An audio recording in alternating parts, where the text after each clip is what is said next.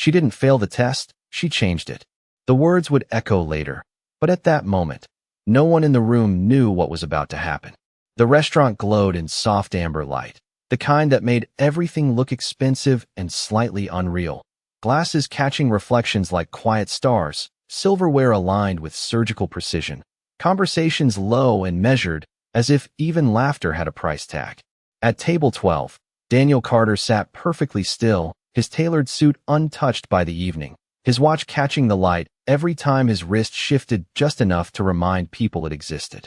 He didn't look around like other men did. He observed, calculated, selected. People weren't people to him tonight. They were variables, patterns, opportunities to confirm what he already believed. Across the room, Emily Hayes moved between tables with practiced ease, her black uniform crisp, her steps quiet, her presence almost invisible unless you were looking for something deeper. Most weren't. They saw a waitress, a role, a function. Daniel noticed the moment her hand paused just slightly as she set down a glass of water, a single drop sliding along the rim before falling onto the white linen. It was nothing, barely a mistake, but to him, it was enough. His gaze lingered a second longer than necessary. Then he smiled, not warmly, not kindly, but with the faint satisfaction of someone who had just found the opening move of a game no one else knew they were playing. Emily straightened the glass without a word, her expression unchanged, her eyes calm in a way that didn't match the room's subtle tension. She didn't rush. She didn't apologize excessively. She simply continued. That, more than the mistake, caught his attention. Most people try to fix impressions. She didn't. She let them exist.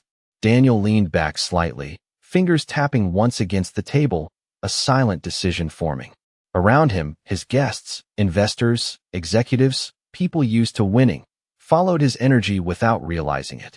Conversations softened. Attention shifted. It always did when he decided it would. Emily approached again, order pad in hand, her voice even, professional, untouched by the undercurrent gathering at the table. "Are you ready to order, sir?" she asked, her tone steady, her eyes meeting his just long enough to acknowledge him, not long enough to submit. That was the moment, the exact moment he chose. Daniel placed his menu down slowly, deliberately, the faint sound of paper against linen drawing more attention than it should have. "I have something else in mind," he said, his voice smooth, carrying just enough to reach beyond the table without appearing to try. A few heads turned. Not many. Enough. Always enough. Emily didn't react. Not outwardly. But something in her stillness shifted, not hesitation, not fear, something more precise. Awareness. Daniel noticed. Of course he did. "Let's try a small test," he continued, a hint of amusement threading through his words as he leaned forward slightly, creating the illusion of intimacy while expanding the audience. Consider it entertainment. A quiet ripple moved through the table. Someone chuckled under their breath. Another guest reached subtly for their phone, the instinct to capture something unusual already taking hold. Emily remained where she was, pen resting lightly against her pad, her posture unchanged, her expression neutral in a way that felt intentional, not passive. "What kind of test?" she asked, her voice calm, not challenging, not compliant, simply present. Daniel's smile sharpened just enough to reveal its edge. "A simple decision," he said. "The kind that separates people who follow instructions from people who actually understand what they're doing." The room seemed to lean in, even those pretending not to listen. Emily didn't move, didn't shift her weight, didn't glance around. She only looked at him. And in that look, there was something he didn't expect. Not defiance, not fear, something quieter, something steady. As if she wasn't standing in the middle of his stage at all, but watching it from somewhere just outside the frame. Daniel didn't notice the difference. Not yet. He only saw the setup, the control, the certainty that whatever came next would end exactly the way he intended. What he didn't see was that the moment he created the test, he had already stepped into it himself. Daniel let the silence stretch just long enough to make it uncomfortable, just long enough for every nearby table to feel that something unusual was unfolding without quite knowing why. He folded his hands loosely in front of him, the gesture calm, controlled, practiced. "Imagine this," he said, his voice measured, carrying across the polished surfaces and soft music without ever rising. You are managing a small business. Tight margins. Limited staff. One of your employees makes a mistake that costs you $5,000. Not intentionally, just carelessness. A few of the guests exchanged glances. The number was deliberate, specific enough to feel real. Now, he continued, his eyes fixed on Emily. You have two options. You can forgive the mistake, absorb the loss, and risk setting a precedent. Or you can hold them accountable, possibly cost them their job, and protect your standards. Which do you choose? A quiet murmur rippled through the table. It sounded simple. It never was. Emily did not write anything down. Her pen remained still between her fingers. She did not answer immediately. Instead, she asked, "Is that all the information?" The question landed softly, but it shifted something. Daniel tilted his head slightly, amused. For the purpose of this test, yes. Emily nodded once, as if accepting the rules of a game she had not agreed to play. Around them, a phone lifted just slightly higher. Someone leaned back to get a better view. The restaurant had not gone silent, but the air had changed. It felt narrower, focused. Emily glanced briefly at the table, at the faces watching her, then back at Daniel. "And the employee," she said, her voice steady. "What do you know about them?" Daniel smiled faintly. "Does it matter?" "It always matters," she replied, without hesitation. A pause followed. Not long, just enough to register. Daniel's fingers tapped once against the table again, a subtle tell of impatience masked as rhythm. "Let us say they are replaceable," he said. "Most people are." A soft laugh came from one of the guests, quickly swallowed. Emily did not react to it. She simply held his gaze for a moment longer, then lowered her eyes to the empty space on her notepad, as if considering something far beyond the question itself. $5,000, she repeated quietly. "That is a lot for a small business." "It is," Daniel agreed, leaning back again, confident the framing was working in his favor. "Which is why the decision matters." Emily nodded slowly. "And the mistake," she added, "was it corrected?" Daniel's smile thinned slightly. "You are asking many questions for a simple scenario." "It is not simple," she said, just as evenly. The words did not challenge him. They clarified something. For a brief second, something flickered across Daniel's expression. Curiosity. Then it was gone. "No," he said. "The mistake stands. The loss is real." Emily inhaled lightly, the smallest breath, almost invisible. Then she looked up again. Not at the table, not at the guests, only at him. "Then I would not make the decision yet," she said. A few brows furrowed. That was not one of the options. Daniel's smile returned, sharper now. "Those were the two choices," he said. "Forgive or hold accountable." Emily tilted her head slightly, mirroring his earlier gesture, but without the performance. "Those were the choices you offered," she replied. The difference hung in the air. Subtle. Precise. Someone stopped mid-sip of their drink. Daniel leaned forward again, just a fraction, interest replacing amusement. "Then what would you do?" he asked. Emily's voice remained calm, almost quiet, but it carried further now, as if the room itself was listening. "I would first understand why the mistake happened," she said. "Because if I punish the person without fixing the cause, I am not protecting my standards. I am repeating my problem." The table grew still. Not silent. Still. Daniel's fingers stopped tapping. He studied her more closely now, as if seeing something he had not accounted for. "And if the cause is carelessness?" he pressed. Emily did not hesitate this time. "Then I would ask why I allowed carelessness to cost me $5,000, she said. No one laughed. No one moved. The question did not point outward. It turned inward. And for the first time that evening, the test did not feel like it belonged to her anymore. Daniel did not answer immediately. For a man who built his reputation on having answers before questions were finished, the pause was almost invisible, but it was there. His gaze remained fixed on Emily, sharper now, less performative, more deliberate. Around the table, the subtle energy shifted again. This was no longer entertainment. It was observation. "You are reframing the question," he said finally, his tone controlled, but lacking the earlier amusement. Emily shook her head slightly. "No," she replied. "I am answering it." A quiet tension settled over the table, the kind that made people sit a little straighter without realizing why. One of the guests lowered their phone, no longer sure what they were capturing. Daniel leaned back, studying her, recalibrating. "So your solution," he said, "is to avoid making a decision." No, Emily said again, just as calm. My solution is to make the right decision, not the fastest one. The words landed clean. No emphasis. No force. Just clarity. Daniel's jaw tightened for a fraction of a second, then relaxed. In business, he said, waiting can cost more than acting. Emily nodded once. That is true, she said. But acting without understanding can cost more than both. Another pause. Longer this time. The kind that spread beyond the table, touching the edges of nearby conversations until even those who were not listening began to feel that something important was being decided. Daniel's fingers, once tapping, now rested still against the tablecloth. He was not smiling anymore.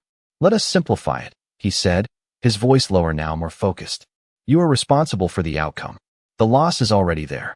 $5,000. What do you do next? Emily did not look down this time. She did not hesitate. I take responsibility, she said. The answer came so quickly, so directly, that it caught several people off guard. Daniel's eyes narrowed slightly. For someone else's mistake? He asked. Emily held his gaze. If I am responsible for the system, then I am responsible for what the system allows, she said. The words did not accuse. They revealed. A faint shift moved through the guests. Not visible in movement, but in expression, in the way their attention sharpened. Daniel exhaled slowly through his nose, almost imperceptibly. And the employee, he pressed. Emily's voice softened, but it did not lose its precision. I would still hold them accountable, she said. But not as the solution. As part of it. Daniel leaned forward again, his interest now unmistakable. Explain, he said. Emily's fingers adjusted slightly around her pen, not nervous, not restless, simply grounded. If the mistake came from carelessness, she said, then I would ask what allowed carelessness to exist without consequence before it reached $5,000. Was there no check? No training? No culture that made details matter? She paused, just briefly, letting the question settle. No one interrupted. No one moved. If I fire them, she continued, I remove one symptom. But if I ignore the system, I keep the cause. The room felt different now. Not tense. Focused. Like something was being understood in real time. Daniel did not interrupt. He watched her, not as a performer watches an act, but as a strategist studies an unexpected variable. And if you keep them? He asked. Emily's answer came without hesitation. Then I make it clear that trust is not blind, she said. It is built on responsibility. I correct the system, I correct the behavior, and I make sure the same mistake cannot happen twice. Daniel's gaze did not leave her. For the first time that evening, he was not guiding the conversation. He was following it. Emily tilted her head slightly, just enough to signal a shift. May I ask a question? She said. The words were polite. The timing was precise. Daniel did not respond immediately. Then, slowly, he nodded. Go ahead, he said. Emily met his eyes, steady, unflinching. In your version of the scenario, she said, who created the conditions for the mistake to cost $5,000 in the first place? The question did not sound like a challenge. It sounded like a conclusion. And for the first time, the weight of the test settled somewhere else entirely. Daniel did not answer. Not because he could not, but because the question did not belong to the game he had created. It slipped past the structure, past the clean lines of control he was used to operating within, and landed somewhere less predictable. His eyes held hers, searching, measuring, recalculating. Around them, the air felt heavier, as if the room itself was waiting to see how a man like him handled something he did not script. One of the guests shifted slightly in his seat, the faint sound of fabric against leather suddenly louder than it should have been. Another cleared his throat, then stopped, as if unsure whether sound was allowed anymore. Daniel finally leaned back, slow, deliberate, reclaiming space, reclaiming posture. You are suggesting, he said carefully, that leadership is always responsible for failure. Emily did not move. I am suggesting, she replied, that leadership is responsible for what it chooses not to see. The distinction was quiet, but it cut deeper than the original statement. Daniel's jaw tightened again, this time not from impatience, but from recognition. He had heard arguments like this before, in boardrooms, in strategy sessions, from consultants who charged by the hour. But this was different. There was no performance here. No agenda. Just clarity. And what if, he continued, his voice steadier now, the system was sound, and the failure was purely individual? Emily tilted her head slightly, considering, not dismissing. Then the system should catch it, she said. And if it does not, then it is not as sound as it appears. A faint murmur moved through the table, quickly silenced by the weight of the exchange. Daniel's eyes flicked briefly to his guests, then back to her. For the first time, he seemed aware of the audience not as participants, but as witnesses. The difference mattered. He leaned forward again, elbows resting lightly on the table, his presence more contained now, less expansive. "You speak as if you have managed more than a dining room," he said.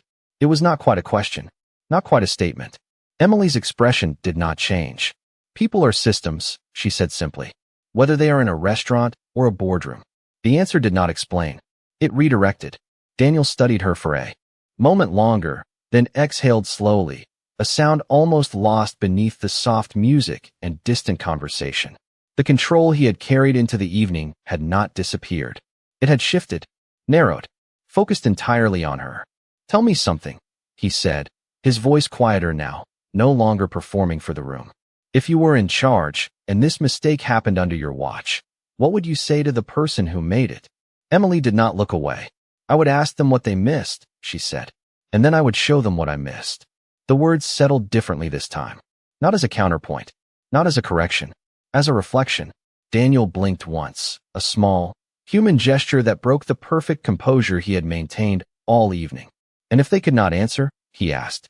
Emily's voice softened, but it did not lose its edge. "Then I would teach them," she said, "because replacing them is easier. But improving them is leadership." No one moved. No one reached for a phone now. The moment no longer felt like something to capture. It felt like something to absorb. Daniel's gaze dropped for just a second, to the table, to the glass of water Emily had set down earlier, the one with the single drop that had started it all. He stared at it, as if seeing it for the first time. Then he looked back up, not with the same expression, not with the same certainty. "You have turned a simple question into something else entirely," he said. Emily gave a small, almost imperceptible nod. "No," she replied. "I showed you what it already was." And in that moment, the test he had designed no longer belonged to him at all. The silence did not break all at once. It shifted, slowly, like something settling after a quiet storm. Glasses remained untouched. Conversations at nearby tables did not resume. People were no longer pretending not to listen. They were watching openly now, not out of curiosity, but out of recognition that something real had just happened in a place designed for appearances. Daniel did not move immediately. His posture remained composed, but the stillness carried a different weight now. Not control, consideration. His eyes stayed on Emily, not searching for a weakness, not measuring for advantage, but trying to understand how a conversation he had engineered had moved beyond his reach so completely. "Interesting," he said at last, though the word felt smaller than what the moment required. Emily did not respond to the comment. She simply stood there, balanced, patient, not waiting for approval, not seeking reaction. For a brief second, it seemed like the entire evening could end right there, suspended in that quiet shift. Then Daniel did something unexpected. He reached for the glass of water in front of him, the same one she had placed earlier, the same one marked by that single drop. He lifted it slightly, studying it, the light bending through the surface, distorting the reflection of the room. "You noticed the mistake," he said, his voice lower now, almost conversational, as if the audience no longer existed. Emily followed his gaze briefly, then looked back at him. "Yes," she said. "But you chose it," she added gently. The words did not accuse. They revealed intention. Daniel's lips pressed together, not in irritation, but in acknowledgement. He set the glass down carefully, more carefully than before, aligning it with the edge of the table, as if precision mattered more now.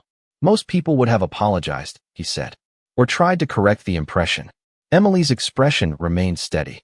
"Most people assume the impression matters more than the truth," she replied. A faint breath of something like a laugh escaped one of the guests, but it faded quickly, replaced by a quiet respect that no one voiced. Daniel leaned back again, but this time the movement did not expand his presence.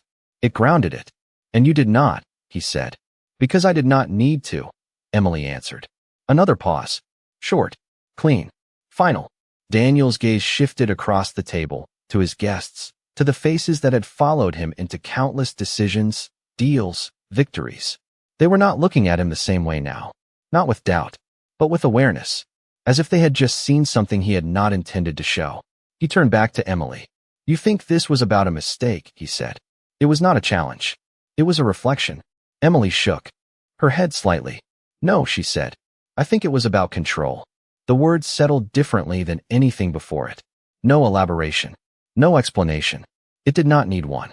Daniel's eyes held hers. And for a moment, the distance between who he was in public and who he was in that exact second became visible, if only to himself. The room felt quieter, but not empty. Full. Heavy with something unspoken. He exhaled slowly, a controlled release, then nodded once. Not to dismiss. Not to end. To accept. "And what would you do with it?" he asked. The question came softer now, stripped of performance, almost honest. Emily did not hesitate. "Use it carefully," she said. "Because control without understanding is just noise." The words did not land like a correction. They landed like a conclusion. Daniel looked at her for a long moment, then glanced once more at the glass of water, at the table, at the room that no longer felt entirely his. When he looked back, something in his expression had shifted, not dramatically, not visibly to everyone, but enough. "Thank you," he said. The words were simple, unadorned, and for the first time that evening, they were not part of a test at all. Emily did not linger after his words. She gave a small nod, the kind that acknowledged the moment without holding on to it, then stepped back slightly, returning to the quiet rhythm of her role. "Are you ready to order, sir?" she asked, her voice returning to its earlier tone, steady, professional, as if the last several minutes had not shifted anything at all. The question was simple, grounded. It placed the moment back into something ordinary, something structured.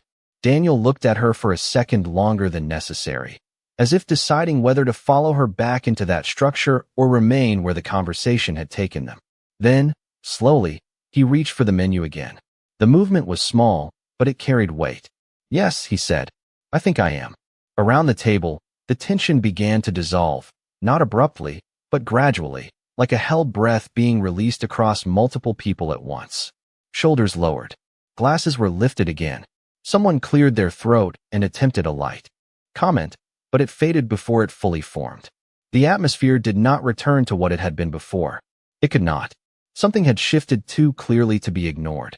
Emily took his order without hesitation, her pen moving smoothly across the pad, her posture unchanged. If there was any trace of what had just happened, it did not show in her hands, in her voice, in her pace. She wrote as if it were just another table, just another evening. When she finished, she gave a brief nod. "I will have that right out for you," she said, then turned with the same quiet efficiency and walked toward the kitchen. No pause, no glance back, no need to confirm anything further. Daniel watched her go, his eyes following the path she took through the room, the way she blended back into motion without carrying the moment with her. That, more than anything, held his attention.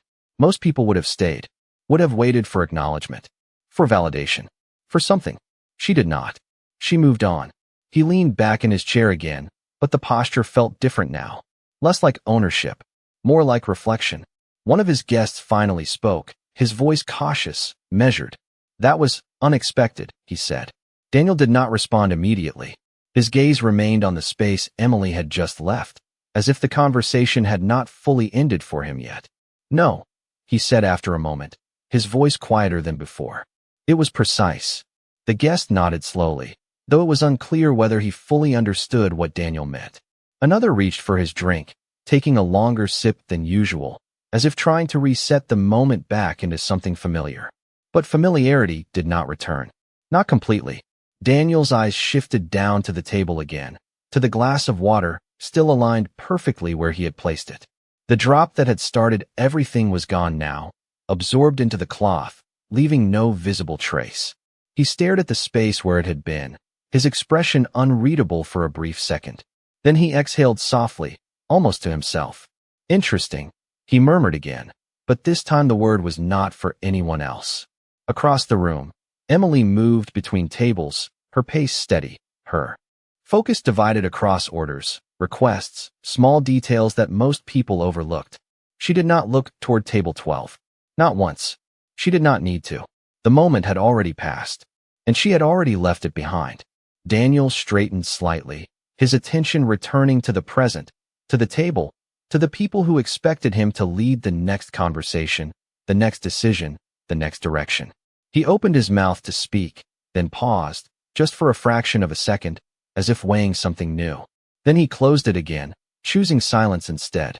For the first time that evening, he did not rush to fill it. The food arrived quietly, carried by another server who placed each dish with careful precision, as if the table required more attention than usual, even if no one said it out loud. Plates settled. Silverware shifted. The rhythm of the restaurant resumed on the surface, but something underneath remained altered. Daniel glanced briefly at the meal in front of him, then back toward the room, his eyes scanning without urgency now, without the sharp edge of evaluation that had defined his presence earlier. He was not searching for mistakes anymore. He was noticing patterns. One of his guests began speaking about a deal, numbers flowing, percentages, projections, the language Daniel had mastered years ago. He listened, but not fully. His attention drifted, not away, but inward, as if something had interrupted the usual clarity of his thinking and replaced it with a quieter question he had not yet resolved. Across the room, Emily continued her work, her movements consistent, efficient, unaffected by the shift she had created. She refilled a glass, adjusted a plate, answered a question from another table with the same calm tone she had used before. There was no sign that she carried the moment with her, no sign that she expected anything from it. That absence lingered in Daniel's mind more than anything she had said.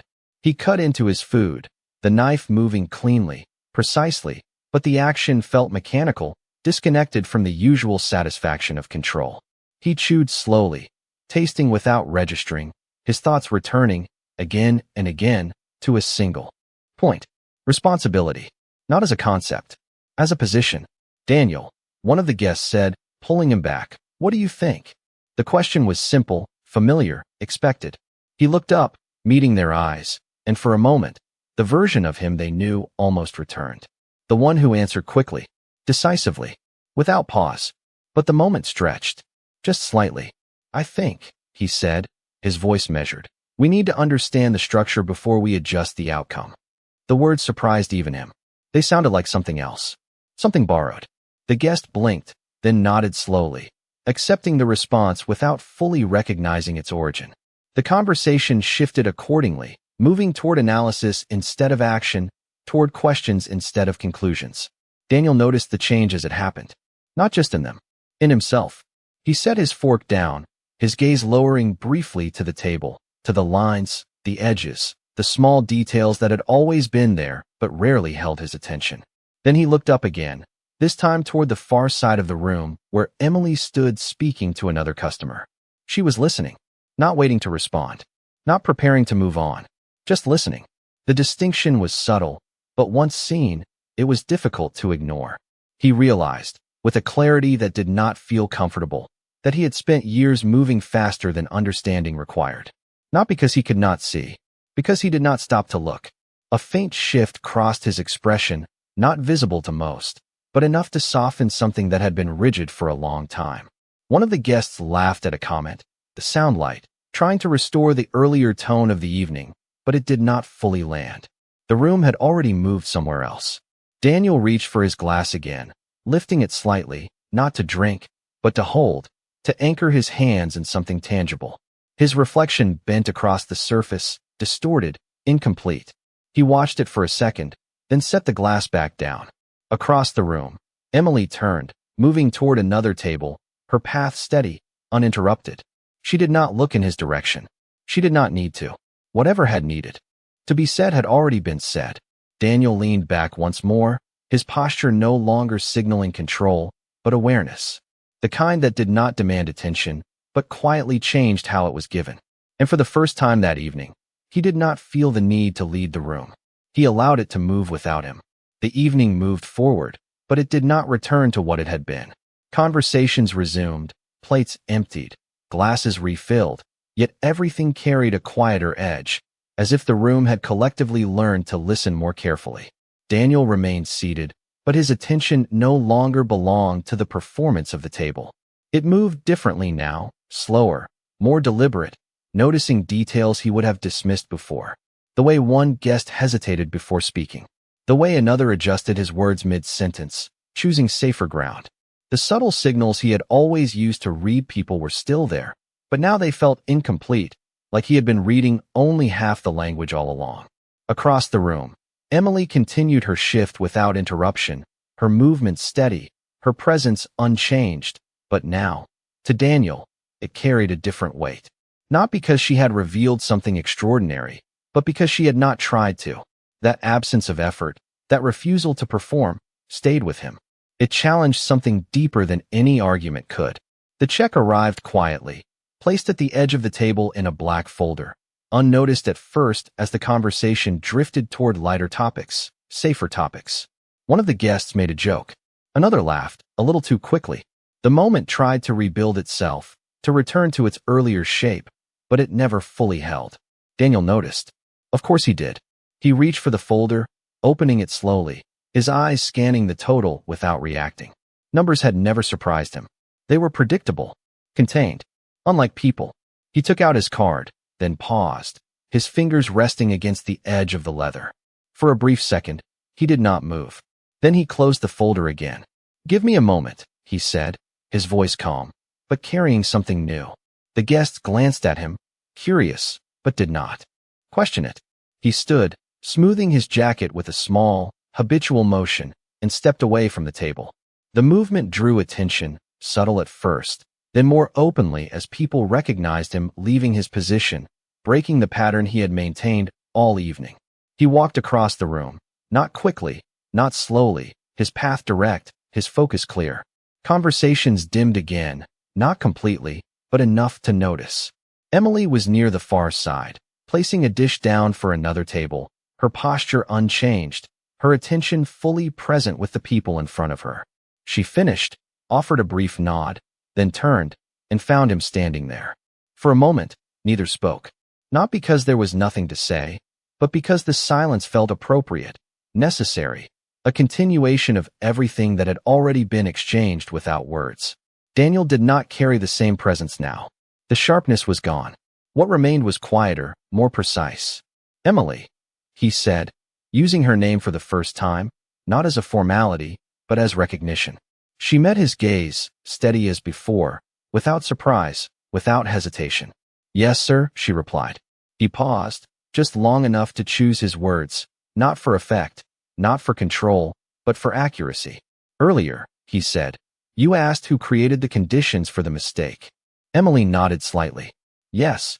Daniel exhaled softly, not from pressure, but from clarity. "I think I know the answer," he said. "There was no audience here. No performance. Just a statement." Emily watched him for a moment, then spoke, her voice as calm as it had always been. "Knowing is the easy part," she said. "What you do with it is the difference." The words settled between them, not heavy, not light, simply true. Daniel nodded once, slowly, accepting it without resistance. Around them, the restaurant continued, unaware or choosing not to intrude on the quiet shift happening in that small space. He did not reach for his wallet. He did not offer anything beyond what was already there. "Thank you," he said again, but this time the words carried understanding, not just acknowledgement. Emily gave a small nod in return. "You are welcome," she said. And just like that, the moment ended, not with closure, but with direction. Daniel returned to the table without urgency, but not in the same way he had left it. The space felt different now, not because anything had physically changed, but because he no longer carried the same intention into it. His guests looked up as he approached, some curious, some cautious, all aware that something had shifted even if they could not fully name it. He took his seat, adjusting his jacket with a small, familiar motion, but the gesture no longer signaled control. It signaled presence. One of the guests opened his mouth to speak, then paused, as if waiting for Daniel to lead, to restore the rhythm they were used to. Daniel did not rush to fill the silence. He let it sit, just long enough to feel natural, not forced. Then he reached for the check again, opening the folder with steady hands. This time, he did not pause. He placed his card inside, closed it, and set it at the edge of the table. Simple. Final. No performance. The conversation resumed slowly, carefully, like something relearning how to move. Topics shifted to safer ground, but the tone remained different, more measured, less certain. Daniel listened, but he did not dominate. He asked a question, then another, not to guide the outcome, but to understand the structure beneath it. The guests responded, adjusting unconsciously, their answers more thoughtful, less rehearsed. It was subtle, but it was there. Across the room, Emily continued her work, untouched by the shift she had created, moving from table to table with the same quiet focus. When she passed by their section again, she did not stop. She did not need to. The interaction had already reached its conclusion. Daniel noticed anyway. Of course he did. Not as a point of control, as a point of reference. The evening began to wind down. Plates were cleared. Chairs shifted. Jackets were lifted from the backs of seats. One by one, the guests stood, exchanging brief comments, small gestures of closure that felt lighter than when they had arrived. Daniel stood as well, not out of obligation, but because it was time. He adjusted his cuffs, straightened his posture, then glanced once more across the room. Emily was at the far end, speaking to a couple, her attention fully with them, her presence unchanged. She did not look his way. She did not need to. Daniel reached into his pocket, pulled out his phone, then paused. For a moment, it seemed like he might do something else, call someone, send a message, continue the momentum of his usual routine. Instead, he slipped it back into his pocket, choosing stillness over action. He turned toward the exit, his steps steady, measured, but not rushed. The door opened, a soft shift of air, cooler, quieter than inside. He stepped out onto the sidewalk, the city stretching in front of him, lights steady, distant, indifferent to what had just happened inside. For a moment, he stood there, not moving, not reaching for anything, just existing in the space between decisions. Then he exhaled, slow, controlled, and looked up. The reflection in the glass behind him showed a man unchanged in appearance, same suit, same posture, same presence. But something within that reflection had shifted, not visibly, not dramatically, just enough. Enough to change the direction of the next choice. Behind him, the restaurant continued, voices rising and falling, plates moving, life returning to its rhythm. Inside, Emily moved past the table where everything had started, her hand brushing lightly against the edge as she cleared the last glass. There was no trace left of the moment, no sign of what had been said, just a clean surface, ready for the next story. She did not pause. She did not look back. She simply continued. And somewhere